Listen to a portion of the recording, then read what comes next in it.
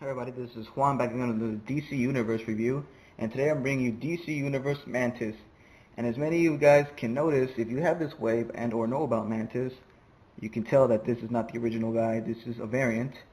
I can show you what the original one looked like. There's the pictures right there. Those are more like a sorcerer. Anyways, this is more like a robotic version. Let me tilt the camera up so you can see it better.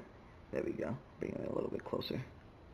Yeah, so he's more of a robotic, cybernetic kind of version of himself. But anyways, most of the statistics that come with this guy is probably not going to match up with this guy, but I'm going to read the statistics anyways. First appeared in Forever People, #2, back in 1971. His real name, he doesn't have one. His occupation is a villain. Base of operation is on the planet Apocalypse. Special abilities, enhanced strength, flight, able to absorb any power source, heat-generating thermal touch, can imprison foes, and self-generate ice.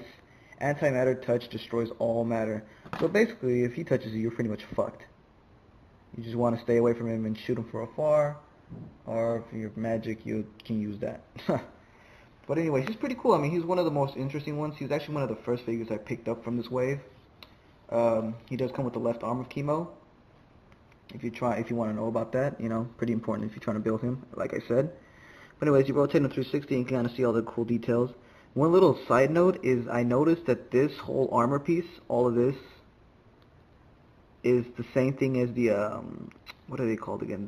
The parademons or whatever from a previous wave, you know, Apocalypse's little henchmen dudes. So yeah, it's basically the same thing, which I guess would be convenient because he is from Apocalypse anyways. You see the details here, little spikes. I thought these were supposed to go the other way around. But then I noticed you could just give somebody a power hug and just kill him like so.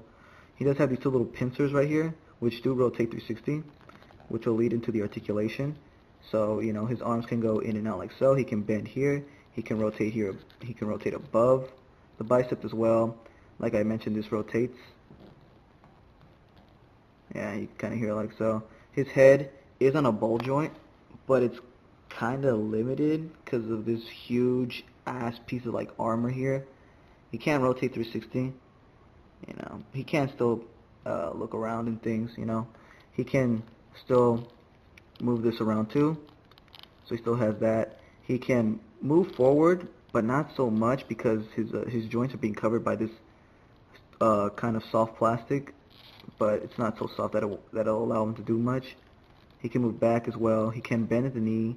He also has another joint here above, and he can also move up and down. His ankles can do this little weird tilt as well, but they're not so functional. Doesn't really help him that much. Anyways, yeah, I mean, he's pretty cool. I mean, the other little thing I wanted to note about is basically he's one of the smaller body types, but it's just that this whole armor kind of adds to him. You kind of note that this whole thing ends right about here, and his head should be around here, but since they added this, they kind of had to elongate it and put it up here. But that's pretty cool. I mean, he's one of the cooler guys that I picked up from this wave. And, you know, if you're trying to either get this guy by himself, he's pretty cool by himself, or if you're trying to build Chemo, like I said, he's a pretty important part because he does have the left arm. Actually, pretty much all these guys are pretty important, well, except for the extra guy. But anyways, this is Juan with another review, and I'll most likely get to Black Canary next, so I'll see you guys next time.